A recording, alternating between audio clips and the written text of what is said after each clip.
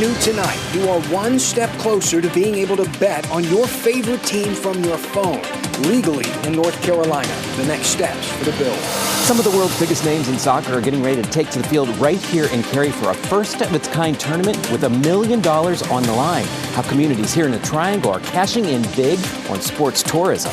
This cold front is dropping in for our weekend. I'll show you if it's bringing any rain chances with it. And the timeline for summer-like temperatures on the way.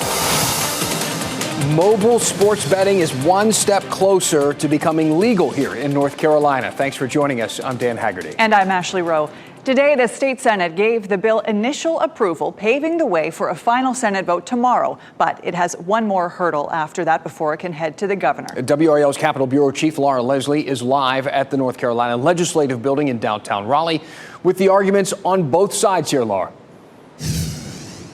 Dan and Ashley, it was just 5 years ago that the U.S. Supreme Court struck down a federal ban on sports gambling. And in that time, 29 other states have legalized some form of sports betting. North Carolina is poised to become number 30, possibly with bipartisan support. You soon could be able to legally bet on professional, Olympic, and amateur sports, and even horse racing.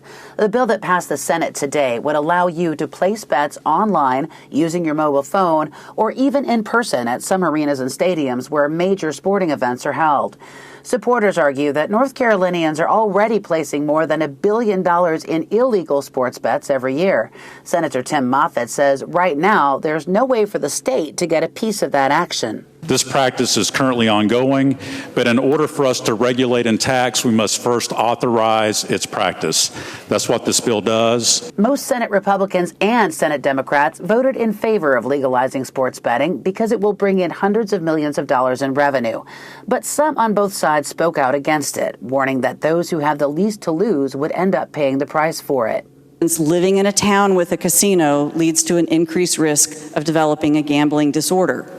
And we are now talking about putting a casino in everybody's pocket that they can access 24/7, 365. That's Senator Julie Mayfield. She was one of 3 Democrats voting against it. So did Senator Linda Grafstein, who said the online sites are designed to be addictive. Online gambling is just the latest means of extracting dollars out of pockets. It's just flashier. It's a means for an industry to make money in ways that are just exponentially more sophisticated and frankly beyond our ability to control. The bill did pass the Senate 38-11 with broad bipartisan support, as I mentioned. It's got another vote in the Senate tomorrow, but that's really a formality. What's much less certain is what happens to it when it goes back to the House. House Speaker Tim Moore said today that they might consider expanding the bill to include casinos and video lottery terminals, and that could tie up the bill in negotiations for quite a while. Dan? Yeah, continuing to change here, but we know you'll keep us updated. Laura Leslie, live for us in Raleigh. Thanks, Laura. Taking a live look at the radar now, some spotty showers are popping up in parts of the area tonight, but it looks pretty nice out for the large part. Meteorologist Kat Campbell is in the WRAL Severe Weather Center. Kat, we do have some sun on tap after the rain, right? Yes, we do. And we've got some warmer temperatures as well. We did hit 80 today, but now we're dealing with a few showers this afternoon. These are very small, very quick showers that are passing through. A few spotty ones around Wake County at this hour, one closer to Apex, one along I-540 in North Raleigh, and another shower that is headed to the southwest a little bit closer to parts of Chatham County. Just to the south, a few spotty showers as well in the Sandhills. This is going to be a low impact rain. It's not going to add up to much. I'm also tracking a system in the Gulf of Mexico. I'll have the latest on the potential for tropical development coming up. Thanks, Kat. I'm Mark Boyle in the Live Center, continuing to follow the delays still out there. I-40 westbound out near Aviation Parkway. This is the left of it, the residual here in red on the traffic map. Take a look at the video from Sky 5. This was a scene for about an hour to an hour and a half this afternoon. At least 3 vehicles involved. The cause of that crash unclear, but the delays were miles of delays right by the airport. So this certainly snarled the traffic and caused some slowdowns for evening drivers this evening. The good news report that has cleared and the road now is back open. We'll certainly keep you updated as new details come in on that crash investigation here this evening. Back to you. Mark, thank you. A third brother is now facing charges for the murder of Wake County Deputy Ned Bird. Rolando is the youngest of the Marine Sotelo brothers. He's expected in court tomorrow. Rolando is charged as accessory after the fact to murder. According to warrants dated May 31st, his charges stem from helping his brother, Alder Marine Sotelo, avoid being captured by reselling a 2005 Chevy Colorado truck connected to the crime scene. 2 people are dead and 2 others hurt in an early morning shooting in Fayetteville. It happened around 3:30 this morning on Rembrandt Drive. Neighbors say they heard more than a dozen gunshots ring out. When police arrived, they found the victims outside of a home. Family members say the 2 men who died were cousins. They tell us 24-year-old Alzi Diamond had a 1-year-old daughter, and 18-year-old Alharaz Elliott was set to graduate next week and join the military. It hurts. It hurts. It hurts. It hurts. I just talked to my brother last week, making sure he was good, and it hurts. That's my baby brother. I don't have any more brothers now. I'm the last boy. We are told the 2 other victims were rushed to Cape Fear Valley Medical Center, one in critical condition. The other is going to be okay. Police say vandals targeted multiple Cary fire stations and hotels. Nearly a dozen people waking up to their car windows smashed this morning at the Umstead, a luxury hotel. That's just the most recent incident in a series of break-ins. The other hotels were recently targeted along with those 4 fire stations, as you see all the marks on the map. WRAL's Shelley Jackson has a closer look at the damage. Cary police say this is the 3rd time this year that cars parked here at the Umstead have been broken into. The most recent was last night, and it wasn't just the Umstead. Thieves hit 3 other hotels. Each location saw multiple vehicles broken into. Cary Police Sergeant Kenrick Alexander says thieves also hit the Hilton Garden Inn, the Hampton Inn, and the Sonesta ES Suites. At the Umstead alone, there were, last time I looked, at least 10 vehicles that were broken into, and maybe more. A spokesperson for the Hampton Inn says at least 5 of the culprits were caught on their security cameras. One guest at the Umstead questioned if the hotel was doing enough to protect visitors. The parking lot does have lights, but it is cut off from the main hotel by tall trees. The manager refused to talk to me about the break-ins or the effort the hotel was making to protect guests. And with thousands of people expected to watch the 4-day soccer tournament in Cary this weekend, the crowds could prove to be tempting for thieves. When you have a big draw event such as this, you're going to have a lot of folks coming in. A lot of our hotels are going to be filled to capacity. Alexander says Cary has also seen a significant increase in the number of car break-ins. Thieves even targeting fire departments. Typically what we're seeing is small electronics, cash, credit cards, wallets. Those type of items are the more targeted items. And don't make yourself a target. Don't leave things like your wallet, your computer, or your cell phone in your car. Police say a lot of the cars that were targeted had items like this laying out in plain sight. Shelley Jackson, WRAL News, Cary. Important information, especially with so many events coming up, one of which we will be talking about in just a moment. A former state wildlife employee is facing charges accused of using state funds to buy things for himself like groceries and clothing. Officials charged 47-year-old Christopher Smith with 9 counts of obtaining property under false pretenses back in April. Smith worked with the North Carolina Wildlife Resource Commission from 2004 to 2021. Court documents say between 2013 and 2021, he used a commission card for unofficial items and to transfer money into a personal account. Smith is out on bond. State lawmakers met behind closed doors to hammer out some details of the final state budget. Meantime, labor groups and other advocates called on them to provide more money and raise the school funding that we see in this state. The group met at the legislature today to voice their opposition to what's being proposed so far. State agencies are struggling to bring down record high job vacancy rates, and advocates say a 5% raise is not going to fix that problem. UE 150 President Sakia Royale works at a state-run hospital in Wayne County and had this to say. We are under 30 to 50% understaffing. Patients are not being taken care of properly because we don't have enough staff. People are forced to work long hours and double shifts. Other speakers called on lawmakers to increase funding for special education and to stop cutting environmental protections. The group plans to hold a rally this evening. House and Senate leaders did not immediately respond for our request for comment. Right now, some of the world's biggest soccer teams and stars are arriving in Cary to compete for a $1 million prize. WakeMed Soccer Park is hosting the inaugural TST. It's called the Soccer Tournament. WRAL's Matt Tallhelm shows us how the town is getting ready for its third big sporting event in 3 weeks.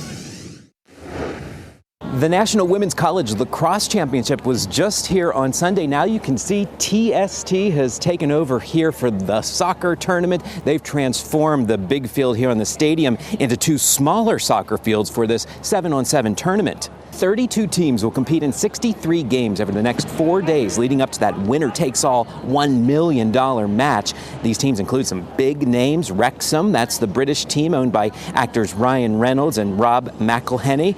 Soccer legend Mia Hamm is coaching another team here. TST's founder tells me he chose Cary for this first-of-its-kind event because of the venue here at WakeMed Soccer Park.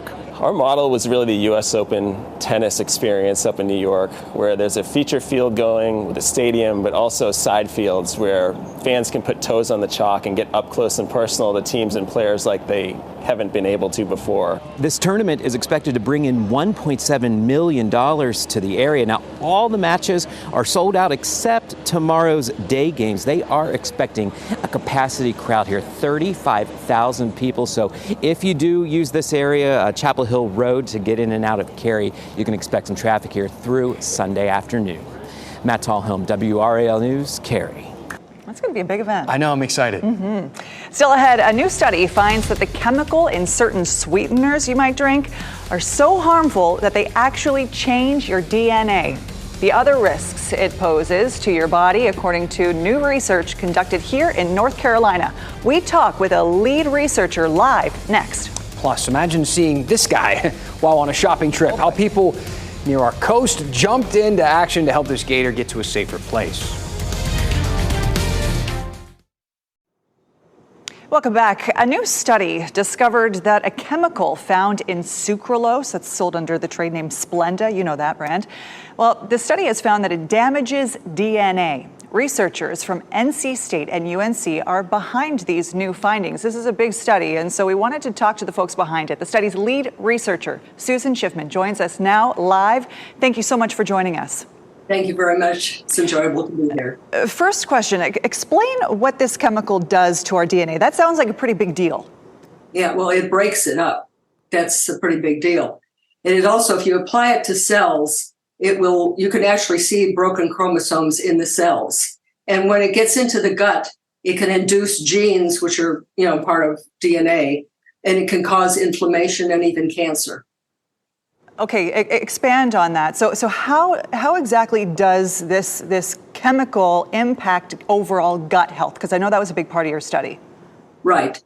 What it does is it damages the little connections between the cells, and it can let compounds, let ingredients, for example, in the food supply or other compounds leach into your body that should be excreted from the intestines.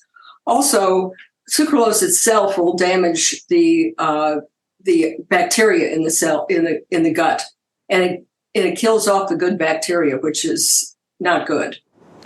How much Splenda or sucralose needs to be consumed in order for this to be harmful?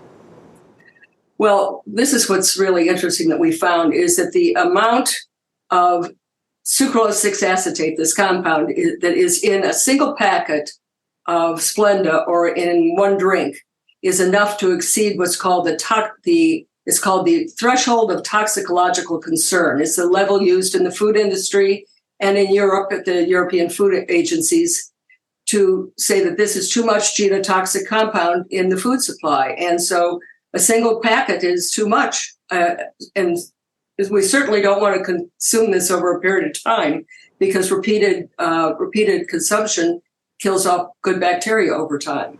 Okay. It also bioaccumulates. Okay, one packet, that's pretty jarring because there are so many people who use Splenda as an artificial sweetener. So how do other artificial sweeteners compare risk-wise? Okay, risk-wise, sucralose is worse. It kills off the good bacteria with repeated use. It forms toxic compounds called chloropropanols when you heat it, like when you make a cake. It's fat soluble, so it will bioaccumulate in your body. And it damages the intestinal membranes, which causes things like irritable bowel syndrome. So basically, the data show it's not a good idea to consume sucralose.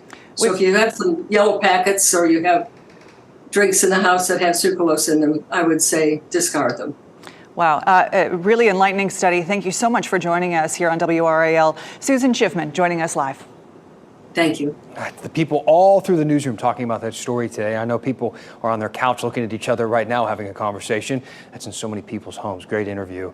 Interesting information. VinFast, we can tell you, is a step closer now to being publicly traded. The Vietnam-based electric car company has formally withdrawn its initial public offering plans.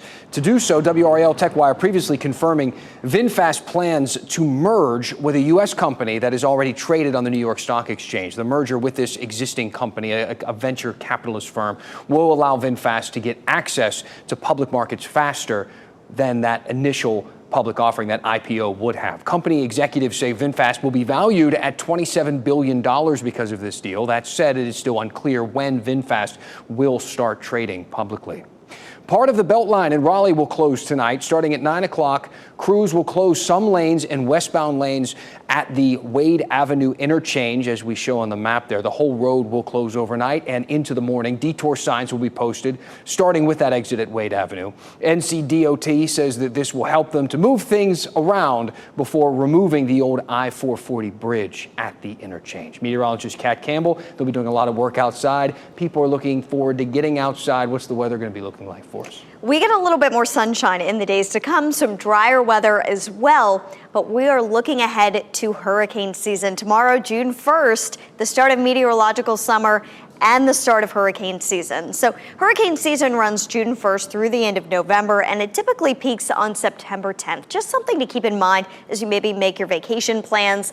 Hurricane season this year, we're expecting a near normal number of tropical systems. We have above normal sea surface temperatures, and that helps hurricanes really strengthen and develop. But we also have a El Nino, and that's working kind of in the opposite direction. You've got this warm water above normal monsoon activity, but then something helping to counteract that is going to be a lot of wind shear in this region due to the El Nino, and that could help to limit how widespread or quickly any of these systems could develop. So it's something we'll be watching moving forward, and there's already something that we're watching in the Gulf of Mexico. Hurricane Hunter planes are going to be flying into this system tomorrow and gathering data right on cue for the start of hurricane season. A 20% chance that this would develop. It's not looking like it will have much of an impact on us here in North Carolina, but it is going to bring some heavy rain to portions of Florida this weekend.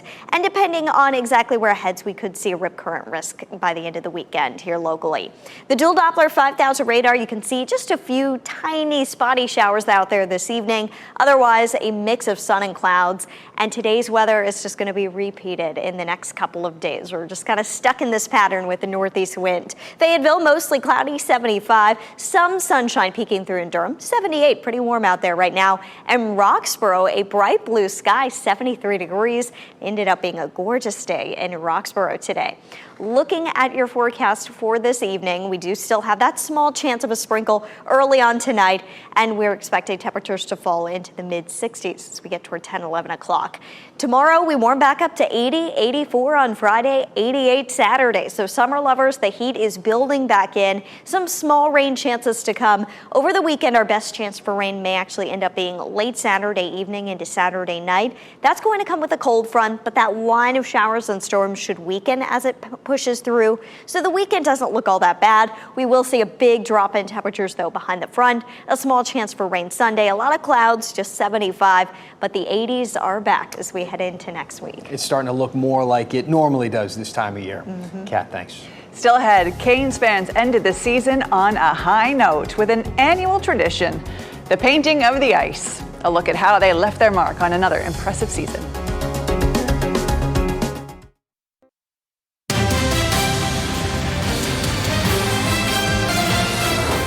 Proof that the Raleigh housing market has not completely cooled, hasn't cooled, period. Particularly inside the Beltline, a Raleigh home with only 3 bedrooms just sold for nearly $2 million. $2 million. There it is. It's a home on Lewis Court, which is just off Oberlin Road, not far from the Village District and Five Points, which are great areas to be near. It is big, so 3 bedrooms, yeah, but it's 4,000 square feet.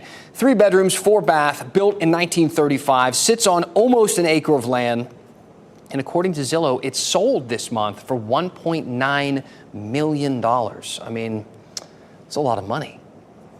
It's definitely a season for the books. Last night, the Carolina Hurricanes, their fans shared their love and appreciation for the team with the annual Paint the Ice event. Season ticket holders were invited to PNC Arena to leave their mark on the ice. The Canes closed out their season last week after a heartbreaking loss in the Eastern Conference Final to the Florida Panthers, as if I needed to remind you. A 10-foot alligator has a new home after it caused quite a stir in Southport. Take a look at this big old buddy right here. He's like, what are you guys staring at? The gator was hanging out by a shopping plaza on NC 211. Someone was able to flag down the police out there who called in Brunswick County deputies for some backup. The police officer was like, I'm going to need some backup on this one. They were able to hold the crowds back until some wildlife officials arrived. The gator was wrangled and safely relocated to a more suitable environment than a shopping center. But, 10 feet. He's a big old boy. Look Big at him. boy. The growing family of otters at the North Carolina Aquarium at Fort Fisher officially moving into their new digs today. We told you yesterday the family of 8 was in need of more space with the addition of 3 new pups. So now we're getting our first look at the big enclosure. The move coincides with World Otter Day. Yes, that's today. Have you respected your nearby otter today? Aquarium officials say this was intentional to help raise awareness about the species. The alligator's like, when's Alligator Day? You know what I mean? Like these guys get a whole new house. There's like multiple levels and water slides and stuff, and the gator, everyone's like, get out of here. Yeah, he doesn't even get the curb of a shopping center. Nothing. Thanks for being with us here, making WRAL your choice for local news. Our next newscast is at 10 on Fox 50 and 11 on WRAL. Have a great night. Keep watching WRAL News over the air Channel 34 and Spectrum Channel 1257.